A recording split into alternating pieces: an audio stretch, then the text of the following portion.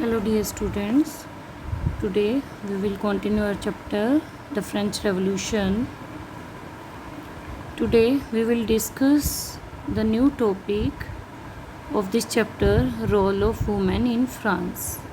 France में women's का क्या रोल था, आइए हम डिस्कस करते हैं role of women in French revolution. आज के लेक्चर में हम बात करेंगे कि वुमेन ने फ्रेंच रेवोल्यूशन के आइडिया को कैसे सक्सेसफुल बनाया। अब हम इसमें डिस्कस करेंगे कि condition of women in under monarchy system, यानी कि वुमेन्स को इक्वल ट्रीट नहीं किया जाता था। वुमेन की कंडीशन बहुत ख़राब हो गई थी। फ्रेंच सोसाइटी के लोग ये मानते थे कि वुमेन अपने राइट्स के लिए नहीं लड़ पाएंगी, इसलिए उन्हें राइट नहीं मिल पा रहे थे। तो इसीलिए वुमेन्स ने क्या किया, 5 अक्टूबर 1789 को सारा फ्रांस उनको देखकर चौंक गया था, क्योंकि इस दिन 6000 वुमेन्स ने मिलकर पैलेस ऑफ वर्साइल्स पर उन्होंने अटैक किया था। तो उन्होंने इस पर हमला बोल दिया। वो क्योंकि वहाँ पर फूड प्राइसेस इंक्रीज़ हो गए थे। इस कारण से लुई 16 और उसकी फैमिली डर गई थी, क्योंकि फीमेल्स ने परेशान होकर गुस्से में उनके महल पर, उनके पैलेस पर अटैक कर दिया था। तो इसीलिए किंग ने क्या किया, किंग ने अपनी फैमिली को साथ लेकर वो उस पैलेस को छोड़कर चला गया। कहाँ चला गया? पेरिस में जाकर उसने रहना शुरू कर दिया। अब फ्रांस में वुमेन्स को लगने लगा कि अब वो अपने राइट्स के लिए लड़ सकती हैं, और उन्होंने क्या किया कि उन्होंने डिसाइड किया कि वो अब चुप नहीं बैठेंगी। अब वुमेन्स की जो कंडीशन थी मोनार्की सिस्टम में, वो आपको मैंने पहले भी डिस्कस किया है, बहुत ही गलत कंडीशन थी, बहुत ही बुरा व्यवहार उनके साथ होता था।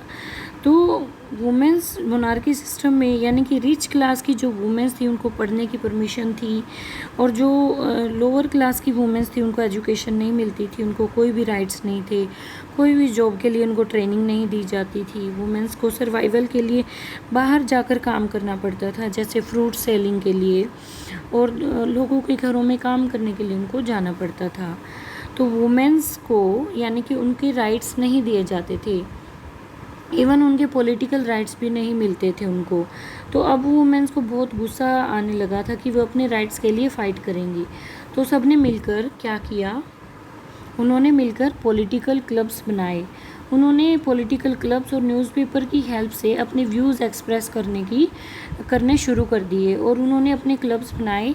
उनका पहला क्लब था सोसाइटी ऑफ रेवोल्यूशनरी, और सेकंड क्लब था वुमेन्स का रिपब्लिकन वुमेन। अब उन्होंने इन क्लब्स की मदद से उन्होंने क्या किया, अपने पॉलिटिकल राइट्स पाने के लिए उन्होंने पूरी हेल्प की, पूरी मतलब कोशिश की। तो उनके जो पॉलिटिकल क्लब्स थे उनके क्या क्या रोल थे। तो अब जो वुमेन्स थी उनको बहुत से राइट्स नहीं मिल रहे थे, लेकिन पॉलिटिकल राइट्स की फ़ाइट अभी भी जारी थी, और धीरे धीरे समय बीतता गया, काफ़ी सारे पॉलिटिकल क्लब्स भी बंद कर दिए गए थे। अब जो पॉलिटिकल क्लब्स थे वो काफ़ी सारे पॉलिटिकल क्लब टाइम के साथ साथ बंद होते जा रहे थे। तो पॉलिटिकल लीडर्स भी थी बहुत सारी, और उन लीडर्स को मार दिया जाता था। तो ऐसे ही एक लीडर का नाम है ओलंपी दी गोज, जिसकी आप पिक्चर देख सकते हैं। तो एक ऐसी फ्रेंच वुमेन थी जिसने, यानी कि declaration of right of women के बारे में बात की थी। उसने वुमेन्स के राइट की डिक्लेरेशन के लिए उसने बात की थी, डिस्कस किया था, जिसको इस बात के लिए उनको मार दिया गया था। अब फाइनली क्या हुआ, 1946 में वुमेन्स को राइट टू वोट नहीं दिया जाता था, लेकिन उन्होंने 1946 में फाइनली उन्होंने राइट टू वोट प्राप्त कर लिया था। तो वुमेन्स ने फ़ाइट की अपने यानी कि अपने राइट्स को पाने के लिए। तो हम अब फ्रेंच रेवोल्यूशन के बारे में बात करेंगे तो मेंस के ही बात नहीं होगी, साथ में फीमेल्स की भी, यानी कि वुमेन्स की भी बात की जाएगी, क्योंकि उन्होंने भी अपने राइट्स के लिए फ़ाइट की थी। अब it was the time when women won right to vote. Next video में हम डिस्कस करेंगे एबोलिशन ऑफ स्लेवरी सिस्टम।